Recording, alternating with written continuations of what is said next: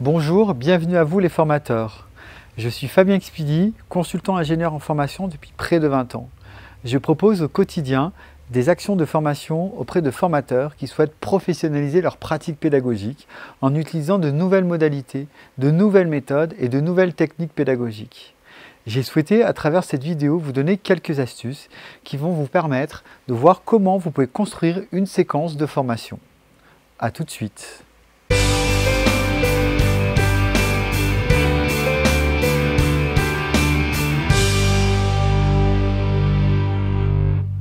Je vous propose de voir les 7 étapes de construction d'une séance pédagogique.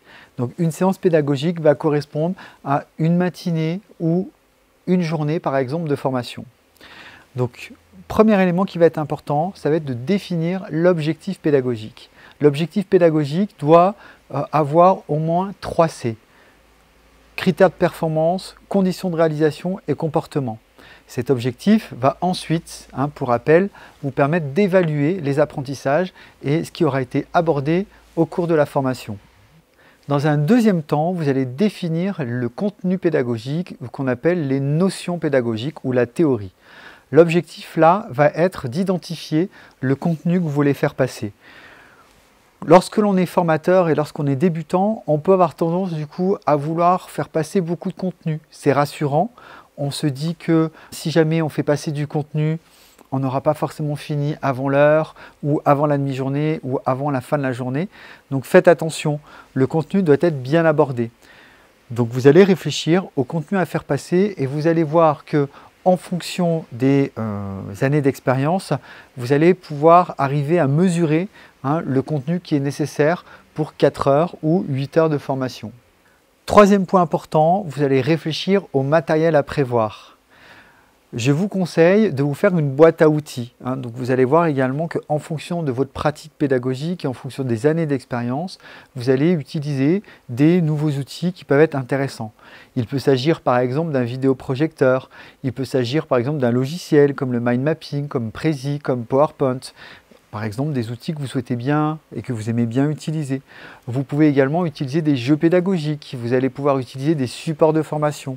Donc, en fonction de l'objectif, en fonction du contenu à faire passer, en fonction de la complexité également du contenu, vous allez pouvoir utiliser du matériel plus ou moins important. Faites attention à toujours diversifier en fonction de vos méthodes.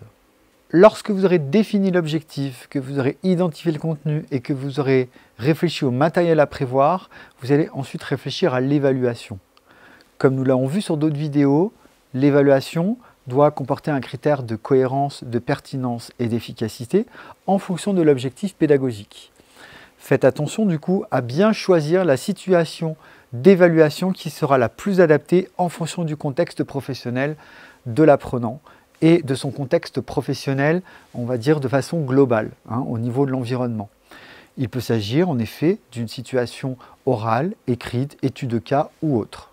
Cinquième point important, définir les activités ou ce que l'on va appeler également les travaux techniques pratiques, donc ce qu'on appelle les travaux pédagogiques. L'objectif là, ça va être de faire attention à développer les compétences de vos apprenants. Donc c'est-à-dire choisir des activités où ils vont pouvoir produire, où ils vont pouvoir quelque chose qui va leur permettre de travailler une activité, un contenu et surtout de travailler une technique qui va leur permettre ensuite de développer leurs compétences professionnelles. Il peut s'agir par exemple d'un exercice pratique, il peut s'agir éventuellement d'un mur parlant, de nouvelles techniques que nous pourrons voir dans les prochaines vidéos. Sixième point à aborder, les méthodes pédagogiques. Donc nous avons vu que nous en avions 5. La méthode expositive, démonstrative, active, expérimentale ou interrogative. N'oubliez pas également qu'il va falloir utiliser au moins 3 méthodes pédagogiques afin de dynamiser du coup vos apprenants et de faciliter la motivation, mais également de faciliter la mémorisation. Donc faites attention à principalement utiliser une méthode active et ensuite construire votre séquence et votre séance de formation en fonction de cette méthode principale. Septième et dernier point important, identifier les prérequis. Pourquoi ça va être important du coup d'identifier les prérequis à la fin?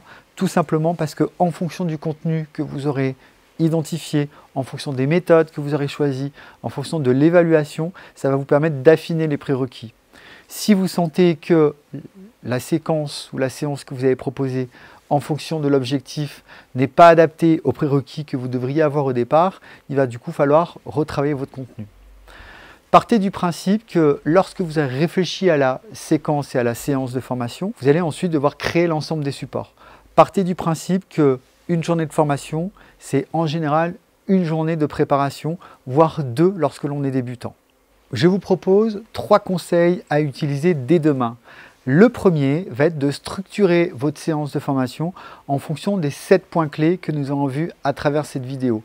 N'oubliez pas l'importance de l'objectif, de l'évaluation, du contenu, des travaux techniques pratiques, les moyens que vous devez utiliser avec le matériel, les prérequis que vous aurez identifiés et faites attention du coup également à la nature de l'évaluation, tous ces points-là.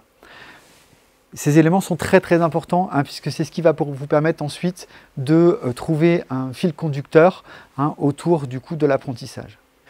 Deuxième point important, pensez à faire pratiquer vos apprenants au moins 40% du temps. Comme nous avons vu sur les premières vidéos, vous savez que la fonction production correspond à peu près à 40% du temps de formation. Donc c'est-à-dire que vous devez développer leurs compétences. Donc pensez bien à utiliser des méthodes actives, des méthodes expérimentales ou des méthodes démonstratives pour les faire pratiquer au maximum. Troisième conseil, laissez également du temps pour les échanges entre les différents apprenants, également les échanges que vous allez avoir avec eux. Souvent, vous allez voir qu'il y a aussi des imprévus dans les formations et que lorsque vous avez prévu cette marge de manœuvre, ça va être intéressant du coup de pouvoir les utiliser ou de répondre à un certain nombre de questions. Ça va vous éviter également d'être trop stressé si vous voyez que vous n'avez plus beaucoup de temps pour aborder un sujet et que vous êtes obligé de le bâcler, c'est toujours un petit peu plus compliqué. Nous arrivons à la fin de cette vidéo, j'espère qu'elle vous aura été utile. Je vous invite à vous abonner à ma chaîne YouTube si vous souhaitez avoir des vidéos complémentaires. N'hésitez pas à poster des commentaires si jamais vous avez des questions, je me ferai un plaisir d'y répondre. N'hésitez pas également à partager cette vidéo auprès de l'ensemble de vos contacts. À bientôt pour une nouvelle vidéo.